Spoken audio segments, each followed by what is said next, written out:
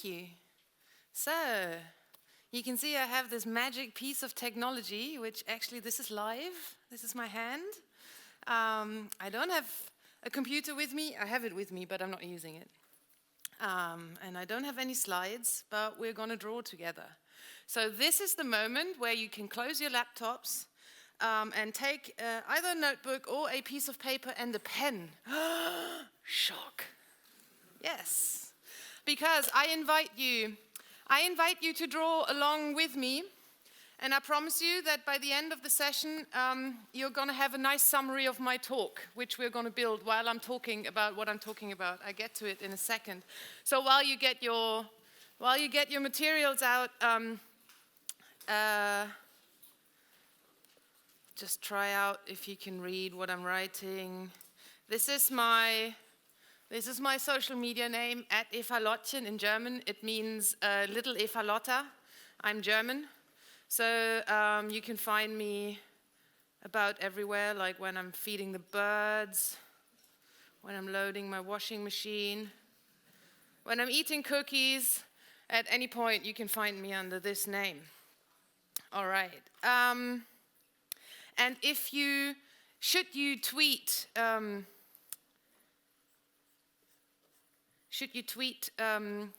whatever you're doing here, I'm making up a hashtag, sketch generate conference, GC.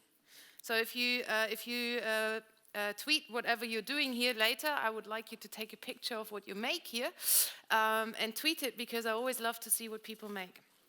So this is that. I hope everybody has a piece of paper. It is much more fun if you sketch with me. So I'll give you a little bit of a background. I'm still pretty cryptic. So I do user experience design, but I'm not going to talk about user experience design today. I'll go a little bit more meta, and I'll talk about how sketching can help us to generate meaning from our own thoughts and from what other people say, and take notes in a way that help us to structure our thoughts and other people's thoughts. So when I go to conferences, can you see that? I take notes that look a little bit like that. So they're a mixture of writing things and sketching things. And I have found that this greatly helps me to kind of digest what people are saying. And also when I have thoughts in my own head that not somebody else presented to me, but sometimes something original appears in here as well, I use this form of taking notes as well.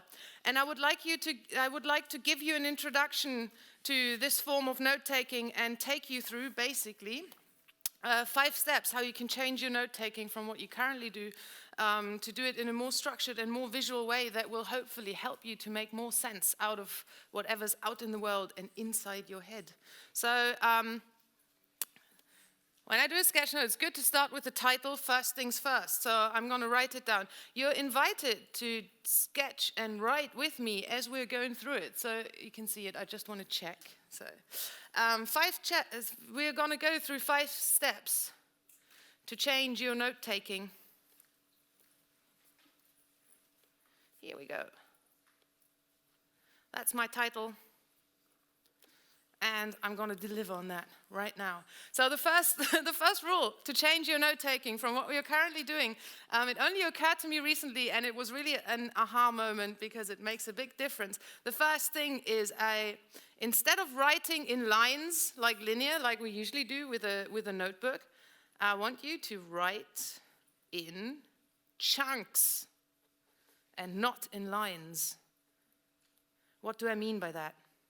I mean by that what I just did. So I write in neat little chunks. That usually means about 2 to 4 words per line, so that you get nice, neat little blocks. The lines don't get too long, and you get nice little chunks. And the important thing is also when we're doing that what do I want to write down? I need to kind of keep it short, and I want to have about 1 thought per chunk. That is kind of the idea. Why is that important? It forces us to kind of summarize what we're hearing. If there's an interesting thought, we just make a little chunk, we summarize it, and we put it on there. And why in chunks and why one thought per chunk? If a new thought comes along that is kind of related, you have about a 360-degree space around one chunk to connect another thought to it. So instead of when you write in lines, having something that comes before and comes after, here you have 360 degrees of connected thoughts that might make sense with this thought. So that is quite amazing, because you can spatially arrange the thoughts so the things that belong together can go together, and not just because I mentioned them in a particular order. One thing that is also important is I want you to leave some space around your chunks. That is always very good. Why is that good? Because you leave some space to add thoughts to it. Should a connecting thought appear, you have some space to put it there, and also you have some space to put in some more structure later. So leave some space around your chunks. Here we go. So that is kind of lesson number one, or point number one. That's the step number one. You haven't drawn anything yet. You're just changing the way you're writing. You change the length of your lines. The next thing, and I already sneakily, cheekily did that while I was kind of demonstrating, is in each of the chunks, I want you to choose the most important word in this thought and make it big. So I'll write it down. So choose the most important word. For me, the word important in this sentence is very important. Important word. And make it big. Why? These are kind of key words. These are the important words. This makes the chunk instantly scannable, because you have some bigger words that kind of stand out, and you can easily see what is each chunk about. So you make your page scannable. It is really cool. And sometimes it happens that when you write down a thought, that there's no keyword in it, like that jumps out, because it's no apparent most important word. They are kind of all important, and the combination makes them important. So if there's no keyword, what do we do then? Do we stop? No. If there's no keyword, so in this one there is a keyword, which is no keyword. What then? If there's no keyword, you can give your chunk a title. Your chunk a title. Title is very important. Sometimes you can have two words in a chunk that are really important, No keyword, title. That is basically the super micro summary of this summary that I already made of this thought. So let's give one of our chunks a title. For example, here I have 2 to 4 words per line. That is not like each of the words has kind of, they equal size and they don't stand out. So I could give a title that reads short lines. That is my summary of this little chunk here. Here we go. Short lines, 2 to 4 words per line. Here we go. This is how we can kind of get around the fact if we wrote something down and there's no very important word, we can put a keyword on top. All right, so that is step number 2. You see, it is not very complicated, but already we're creating some structure. We're making the page scannable. And I already did sneakily something which actually is point number 3. So point number 3, I'm going to write it down for you. So as point number 3, we want to add, and you don't have to write in fancy block writing. You can just write it really big, but I do it because I want to demonstrate something. So we want to add visual hierarchy. And this is the magic bullet for everything visually related that you present. If you're making a website, or if you're designing a magazine, or if you're taking visual notes, or if you're making a presentation, what you always want to do is you want to create some visual hierarchy. Means we want to make a distinction about what is more important and what is less important, what belongs together, what doesn't belong together. And visual hierarchy is the visual ways that we can use to emphasize certain things and make them stand out of the page. And I already demonstrated one way of making things stand out, and this is by using different sizes. So make something bigger, like writing these keywords bigger, makes them stand out from the stuff that is smaller. Another way that we can generate visual hierarchy is by using different styles. So I already demonstrated here. Right now I have got 3 styles. So I have kind of some lowercase writing for the not so important stuff. I have some just uppercase writing for these keywords. And I introduced even a 3rd style here, like you can use block lettering. If you don't know how to do block lettering, there's a great way of practicing doing block lettering. And I'm using a different color just for demonstration purposes. You don't have to do it in a different color, but you can see it slightly better when I do it in a different color. So if you don't have a different color, don't despair. So if you want to practice how to do this block lettering, it takes a bit of practice, but the best way to get started is if you write out the word that you want to write in block letters, just in uppercase letters, and leave a little bit of space between the letters. And what you want to practice now is, this is like the skeleton, and now you want to put some flesh around it and basically just put an outline just around these letters.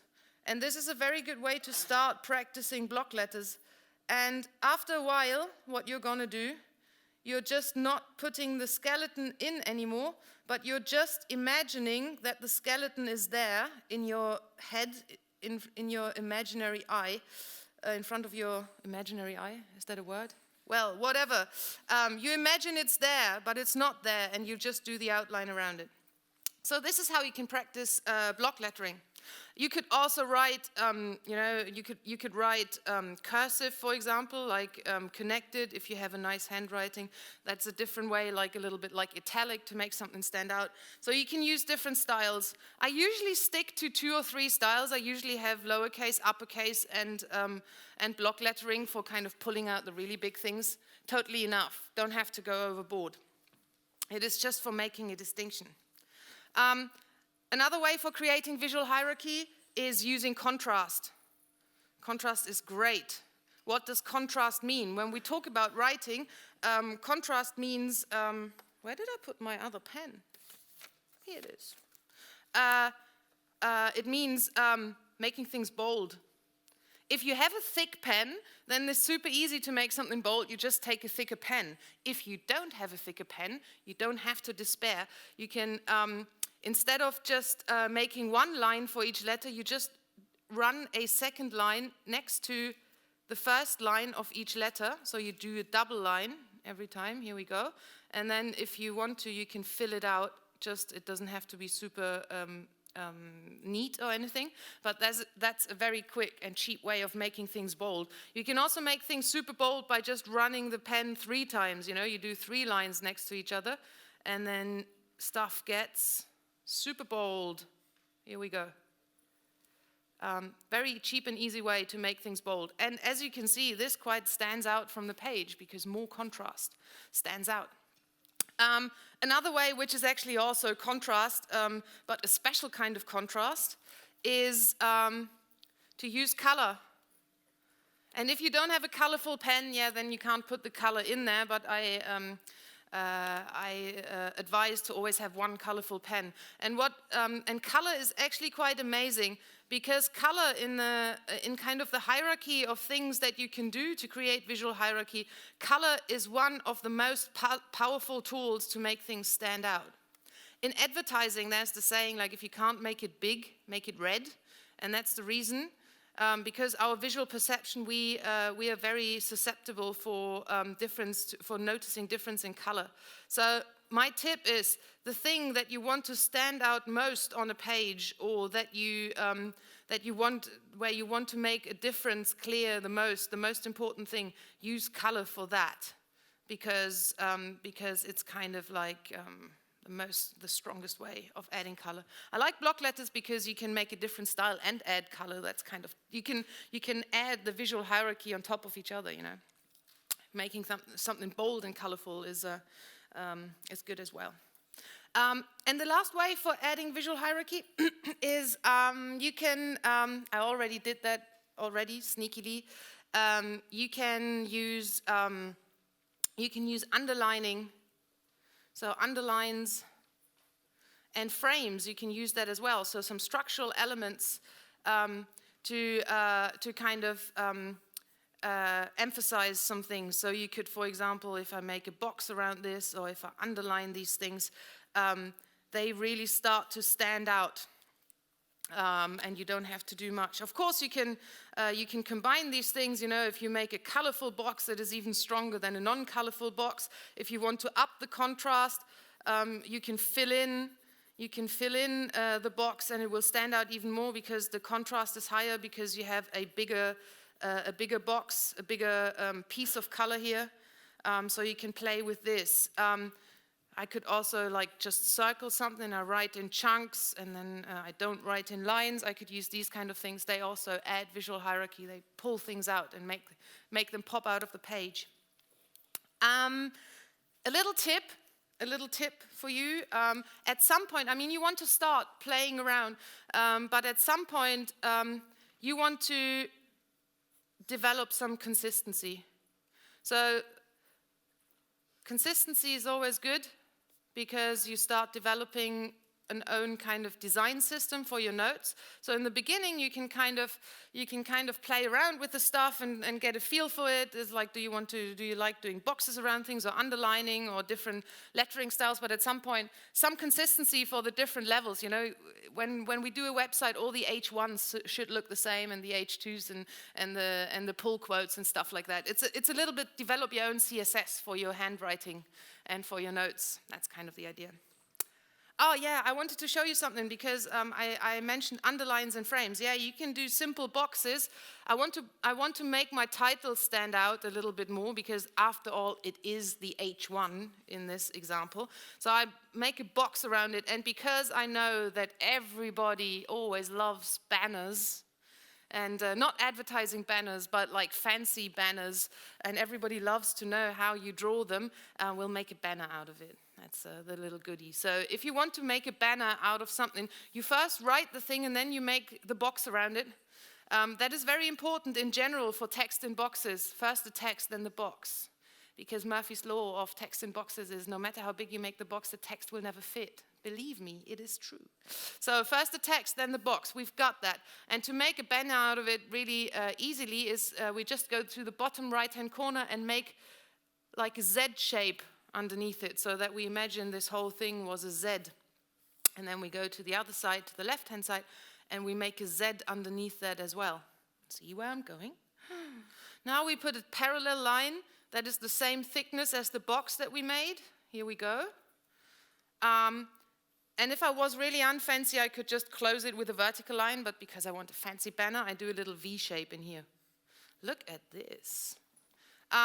And to kind of finish the whole thing, because I need to close the shape here, so I do the vertical line on the other end of the Z, and if I wanted to, I could add some lines to kind of add some shading here, so that I can see it's the back of the banner. Amazing. That's a little banner for you.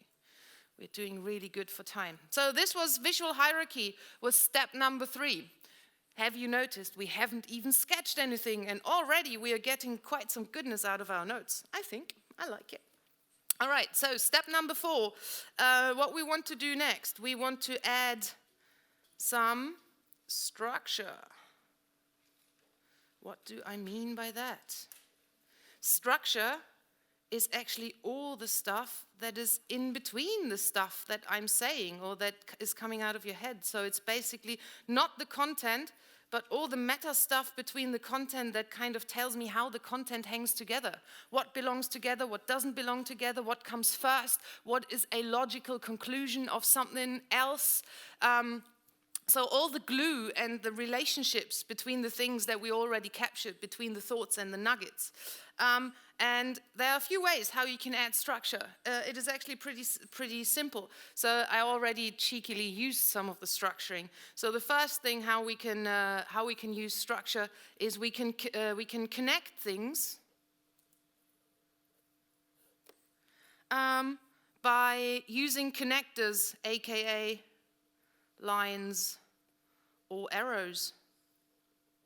You can see I already did that here. I connected some of the thoughts that belong together, like the big thoughts, some thoughts coming out. I can use lines, I can use arrows. I can use dotted line to connect things, maybe if the connection is not as strong or is not a conclusion. I can use different types of arrows. I could maybe connect this tip that is super important with like a fat arrow if I wanted to do that. Here we go. I can up the contrast and add visual hierarchy to my connectors as well. Thicker ones are more visible than thinner ones. Dotted ones are lighter than straight ones. You can play with that. So connecting things, that's great to show which things belong together. The next thing that you can do, what is the opposite of connecting? We can separate things. And how do you separate something? By building a wall. That's not what we want to do. Never, ever. We had enough walls. So we can separate chunks by using dividers. So basically, if I wanted to illustrate that, so the connecting one, that was these are my chunks, and I could connect the chunks like with lines and arrows. And if I wanted to divide my chunks, here we go. If I have a few chunks here, I can put in a divider in between them, or I could also put in a dotted line as a divider, or a very thick divider, or a very fine divider, depending how different these things are. So that is another thing that I can do. And the last thing, how I can create structure, and that's my favorite one, because we are all like a community, you know, like I'm turning into a hippie sometimes.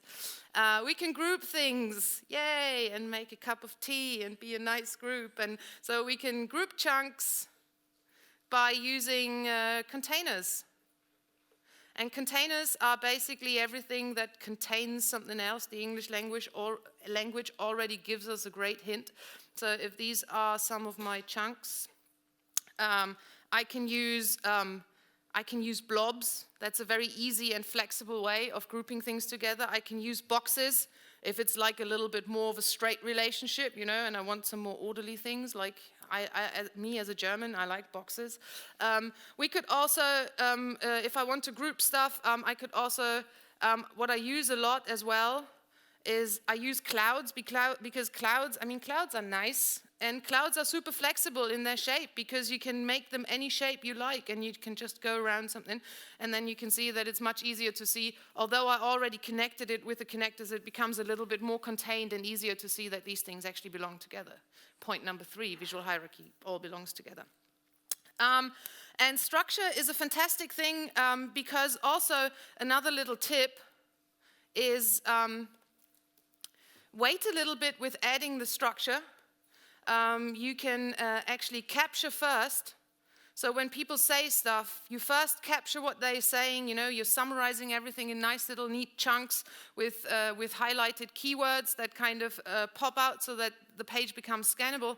And then towards the last third of a talk, or maybe even when the talk is over, hindsight is a beautiful thing. You get an idea about actually the structure of the talk, what the person wanted to say, what were the different points, and is there maybe a conclusion, and did he lead into something, and which things actually do belong together. Sometimes you can only see that clearer at the end. So you capture first, and the good thing is you can always add structure later when you know what has just happened. Sometimes it is not obvious from the start. And in the end, it becomes clear. So don't stress too much with adding too much structure. You can always do that and take like 2 minutes in the end and kind of add some structure. That's totally fine. All right, so these are 4 points. We already did, I don't know, we're already getting quite visual, and we haven't even sketched anything yet. So why did I name this talk sketching, or why do I call this sketch notes? Well, because of point number 5, because finally we are getting there, my friends. We are adding what I like to call visual. It's gonna be visual hooks, for the lack of a better word. You could also call them visual anchors. It is basically, what I mean by that, I'm gonna finish writing this. I'm taking my time.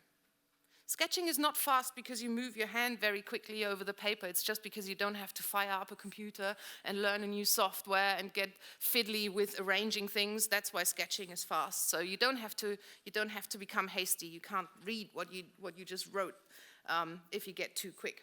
Okay, so what do I mean by this? Adding visual hooks. I mean adding simple images. For example, if I talk here about visual hooks or maybe anchors, I could draw an anchor, and I draw it out of simple shapes. So I can make a circle that is connected to a line, and another little line that goes across, and then I do a big half circle here, and hooray, I have got an anchor. I could also do like some little V shapes at the end to kind of have the hooks of the anchor. And because it's a visual hook or a visual anchor, if I wanted to spin the metaphor, I could just add an eye to it, because it's a visual anchor. And this, what does it do? Just by the structure, because this is not letters, but this is a little image. When you look at eye tracking studies, what happens is we recognize images super quickly. When we scan a page, our eyes zoom, go to the images. We can't help, because that's how we scan nature. We scan nature for shapes that we recognize and objects that we recognize, and the same happens when I look through my notes. So when I'm adding little images, I'm actually adding little visual indicators for my eyes to kind of stop at and kind of find certain things. So, for example, I could add some more visual hooks to this page. Oh, I said it's simple images. Simple images, I mean, made out of simple shapes. Think about your little drawings like wireframes of objects. So if you can draw a dot, a line, a triangle, a rectangle, and a circle, you're all fine, you know? Just doing really, really simple little images, because, as I said, they guide the eye. They can guide the eye around the page. That's kind of the idea why we do that.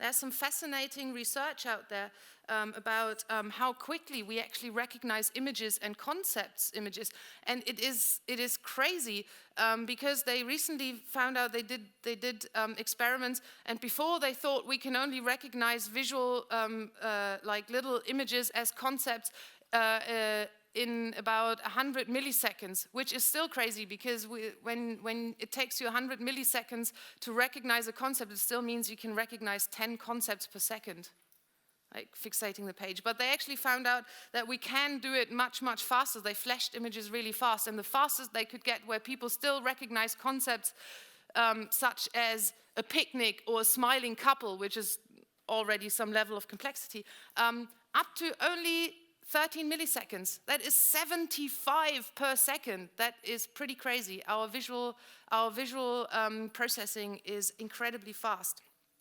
And if you add these little images, also one thing that I think is a good thing to start with is do one icon per chunk.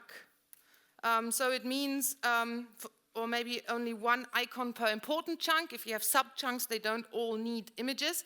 But what happens when you do one icon per chunk? If you have a chunk here, for example, these are all my little chunks here. And then I have an icon here, and I have another icon here, maybe a little email icon here. If that's about email, I don't know, you have to choose. It connects the thought to an image, which is also good for kind of memorizing thing, because you're encoding things in two ways. You're encoding it in language, and you're encoding it in an image.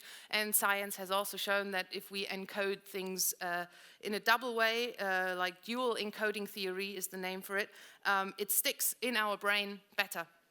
So now we have the 5 steps. If it's important for you, now I could go through and actually add a little bit more structure to it, because now I actually know what I was talking about. I mean, I knew it all along, but now you know as well. So I already started to put these big headings in here, and I didn't do it for the first 2 points. So maybe what I would do now is say, okay, I want to I want to do that for the other 2 points as well, to kind of make them stand out in the same way that my other 3 stand out. So I could maybe here say write in chunks is actually the important thing here. Here we go. And for the second part, I want to add keywords or make the keywords big, but the keywords is the important thing. Here we go. Dun, dun, dun. It is quite meditative as well. So you don't have to do everything at once, as I said, you can capture first and add some additional structure later once you know what happened. If it's important to you in which order I presented that, because these are steps that kind of build on top of each other, we could also, they're a little bit jumbled around the page, but that doesn't matter too much because we have a great way of putting order in after the fact. And this is, if you add in numbers, it is great. The numbers are like big icons, they guide our eye around it, and also we understand it immediately that no matter where on the page the stuff actually landed, because sometimes you don't have a choice because you run out of space, it is super easy for us to understand where things fall and in which order they were, because we can read the numbering. So I could maybe add in the other structure now to just make it easier to see the different parts, to put them a little bit more together like this. So you can do that towards the end of a talk, or maybe take 5 minutes after somebody finished, just to kind of, it's also nice to digest a little bit what somebody has just said and kind of make sense for you. And you can also afterwards add in little images. Like when I have a tip, I sometimes do the following, like a little hand that says, important. Very easy, hands are not as difficult. So a very easy way of doing like a pointing hand or like a tip hand like this is you do like a big inverted U shape, that's the finger, and then you do 3 small arcs, 1, 2, 3. Here we go, look at this. And then another arc connected. And now comes the thing that is great, because we have the thumb here coming, and this is just by putting an arc around it like this, that starts a little bit next to the finger and not down here where the finger ends, I get a nice little kind of tip hand. And I can, 1, 2, 3, 4, I can do that here as well. That's another tip. Developing some consistency. Every time there's a great tip, I make a little finger, so it's super easy to find all the tips because I can just scan my page for all the tips that there were. And then, of course, I could add in more images to say, okay, here I was talking about structure, so I make an image for the big structure. Here I was talking about keywords. I don't have to be fairly super clever. When somebody talks about keywords, totally legit to draw a key. It's not about being clever, it's about creating visual hooks, something for your eye to hold on to. How are we doing for time? We have about 6.5 minutes left. Fantastic. So, and you can also, of course, you can afterwards color in the stuff as well, like add a little bit more visual hierarchy. What I sometimes like doing as well when I have these groups, because of the foreground and background way we perceive things, if I just add in a little bit of color here in the background, it's like the sky. When I have a blue sky and I have white clouds in front of the blue sky, it becomes super easy to see the clouds because the sky is blue. So if I just add in some hashing here, the stuff actually stands out nicely. You don't have to, but it's just a way of bringing things to the foreground by knocking the background into the background. Here we go. Actually quite nice. For somebody who has never drawn, I think you might already have something quite nice. Good. Maybe a little bit more about little icons and what I meant by putting little icons together with simple shapes. We're just going to draw some very simple icons. How about that? Icons that I use all the time. We had the little tip hand already, so like a big inverted U, 1, 2, 3 small ones, an arc, another big arc, and then the wrist. If you want optional, you can put in an arc for a fingernail. You don't have to, but you can. Here we go. That is also a fantastic clickety-click hand, you know, when you're doing interfaces and you want to say users tapping somewhere, that one works fantastic. If you do this, that becomes a swipe. Super easy. All right. Other things I like using. When I'm in a meeting and I write in chunks in a meeting, and then I add little icons for things that I want to remember and I want to stand out. If I have to follow up by email with somebody, I draw a box. And I draw a V, an inverted, like a shallow V inside, and 2 more lines. Just a little envelope. It is not an email, it's actually an old school envelope letter, right? Or we take it as email. If the email has to be fast, you can add some lines, pew, letters faster. I use that a lot when I have to follow up by email. If in a meeting I take notes and a particular team member has to do something, I sometimes draw an inverted U and a little circle on top. And if John has to do something, it becomes really easy to see who has to do what. If it's a whole team that has to do something, you just do 3 of them. Because 1 and 2 is fairly particular. 1 is one person, 2 is a pair, but 3 is many.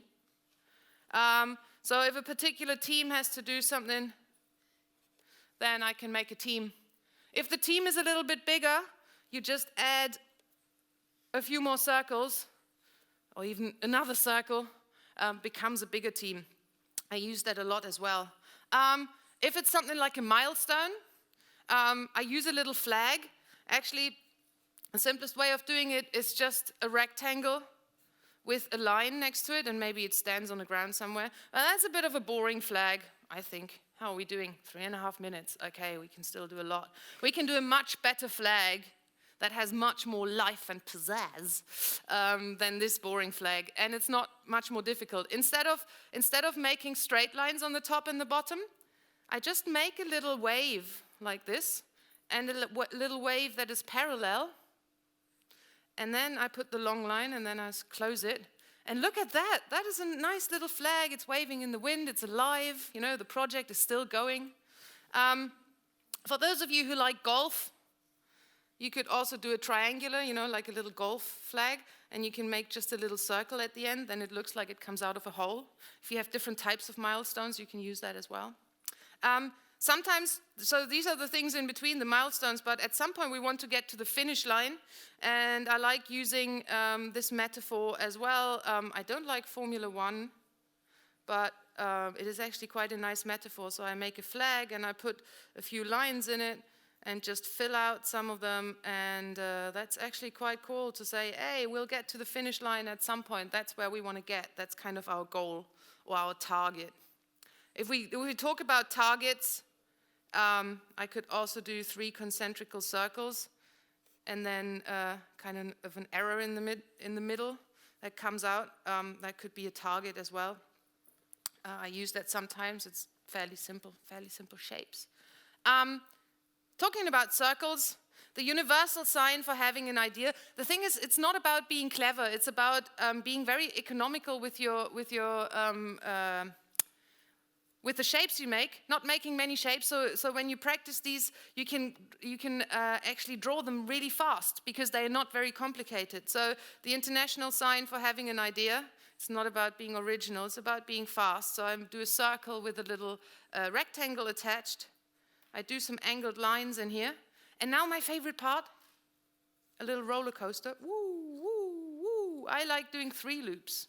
You can do any kind of roller coaster you like. You could do one of those. Different roller coaster.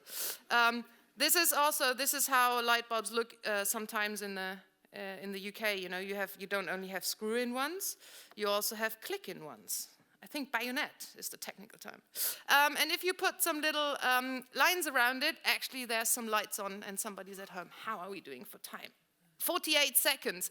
Okay, in 48 seconds I show you something amazing, because sometimes when you have an idea and you think you're having an idea, it can turn into a real disaster when you actually put 2 lines through it and another line, and things get really toxic with a little triangle, and then you have 2 big black circles and 2 lines crossing each other, and some little circles on the end. Things can get really, really bad. But things can also become amazing again, because if you take your your friends the waves and just make a fantastic flag out of it, then it just becomes red and awesome again. So with this, and 1 second to spare, I want to say thank you for sketching along if you did. Don't forget to kind of take a picture of that and tweet it at me, because I love seeing, using this hashtag, I love seeing what you do. And I have a website for you. I'm actually writing a book about interface sketching. So www. I think you don't need the W's anymore, but sketchinginterfaces.com. You can sign up to kind of get notified when I actually will finish it. I'm going to start writing it in November, so it will take some time. And my other website where you can see more kind of my sketch notes is sketchnotesbook.com. Here we go. Book. And with that, I say thank you very much and keep doodling.